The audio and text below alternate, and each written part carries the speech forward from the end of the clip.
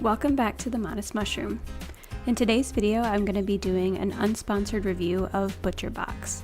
I've been ordering through ButcherBox for over a year now, and so I thought it was finally time to do like an in-depth review, kind of going over the products and how well we're liking it, the pros and cons of doing it, and things like that. So if that's something you're interested in, stick around for the rest of the video and let's go ahead and get into it.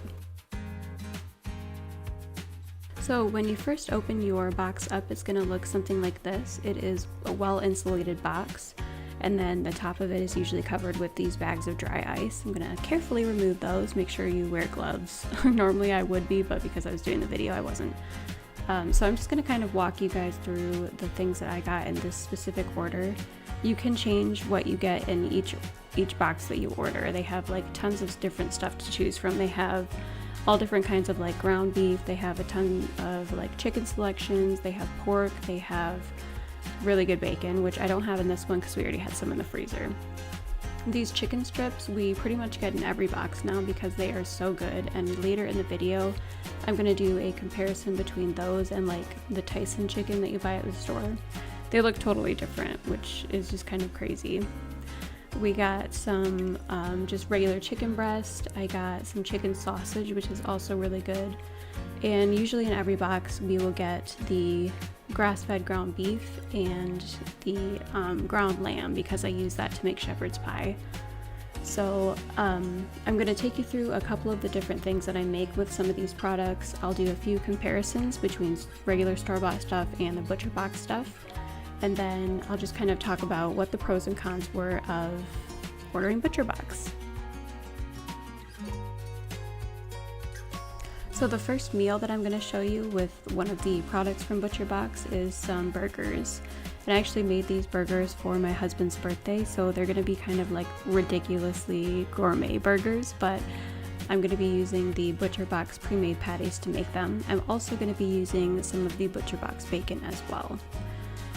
I just usually cook them according to the directions on the back, and they are like gigantic patties, but they shrink down quite a bit. If you ever cooked a burger, you probably know that they like are going to shrink down, and by the time that they get to their shrunken size, they'll be the perfect size for a burger bun, which is really nice.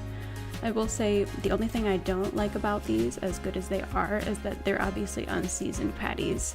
So you can season the outside of them, but the inside is not seasoned, which is why I like to put like a ton of stuff on them. I'm also like a big sauce person, so it's not really a huge deal to me.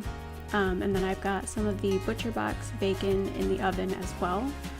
So I'll kind of show you the burger that I'm making, then we will move on to the next product.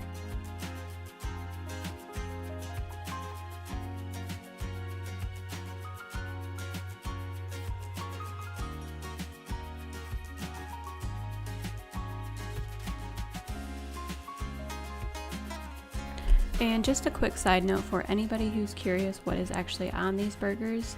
My husband's has a fried egg, some bacon, they both have caramelized onions, lettuce, and mayonnaise. I think he also put hot sauce on his as well, and those burgers were like thebomb.com. The next thing I'm going to move into is the chicken. I had a big pack from the store of regular chicken from just like the grocery store, and I'm comparing that to the ButcherBox chicken. Now you can tell there's like a huge difference in the color and just the shape and all of the fat and everything. Like, it really is crazy. So this is the ButcherBox chicken that was in the crock pot, and I used that to make like this chicken crock pot pasta. All of these recipes are also linked on my page if anyone needs the recipes. So yeah, just the difference between the regular store-bought stuff and the ButcherBox stuff, it's just like mind-blowing every time I go back and look at these. The next thing too that we're gonna jump into is some ground beef. I make this usually at least once a week.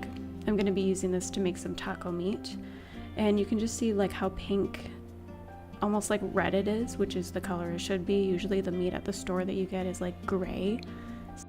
So it's really nice to know that the food that I'm eating and the food that I'm cooking and making for my family isn't going to make them sick, and then it wasn't just like produced in a factory just like everything else. So yeah, that is definitely one of the huge pros of ButcherBox, is that you can tell that it is real meat that has been well taken care of.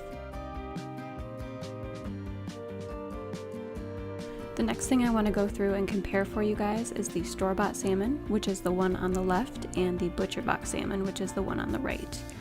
When we started ordering the ButcherBox salmon, I couldn't believe we were eating the stuff from the store because it tastes completely different. I was like, is this what real fish tastes like? Because it tastes totally different than the regular grocery store salmon.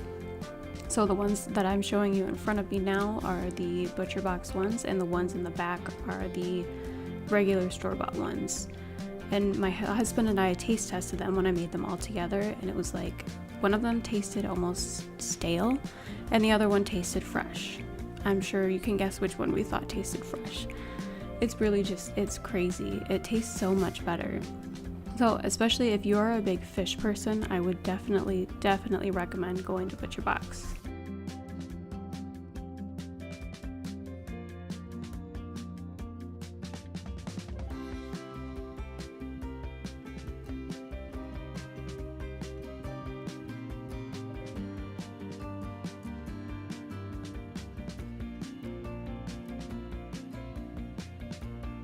The next thing I'm going to go over is the difference between the store-bought Tyson chicken breast strips and the ButcherBox chicken breast strips.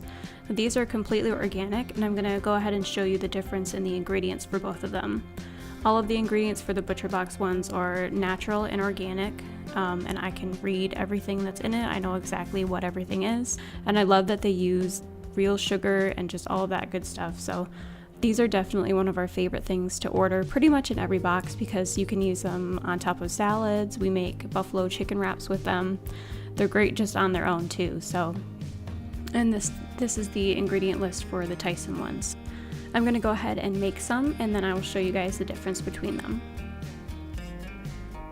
So the one I'm holding up right now is the Tyson chicken, and then the ones on the right hand side are the ButcherBox ones.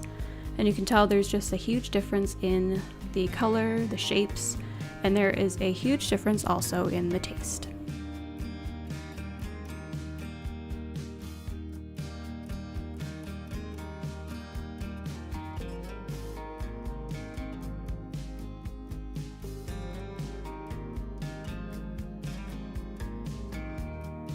The next thing I'm going to be showing you from ButcherBox is the grass-fed beef boneless chuck roast. I'm going to be using this to make French dip sandwiches. I think normally people would use this to make a pot roast, but my family is not huge on those, so this is my first time ever making French dip sandwiches, and they were like out of this world. They were so good. Even my daughter, who's not a big beef person, she actually liked them too. You can tell how good of a cut this is as I'm pulling it out of the package. I have never seen one looking like this from my grocery store. But I'm going to go ahead and throw this guy in the crock pot and get it cooking, and I will show you what the sandwich looks like at the end.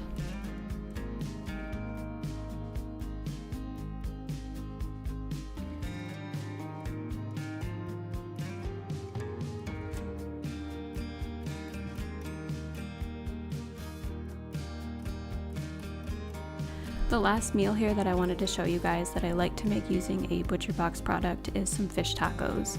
And I use the frozen panko breaded Alaskan cod to make these, and they are just absolutely delicious. So if you stuck around to the end of the video, thanks for watching. Make sure to check out ButcherBox if you are at all interested, and I hope to see you guys in the next one. Also, for anybody who's interested in potential cons of ordering ButcherBox, the only thing I can think of is the boxes.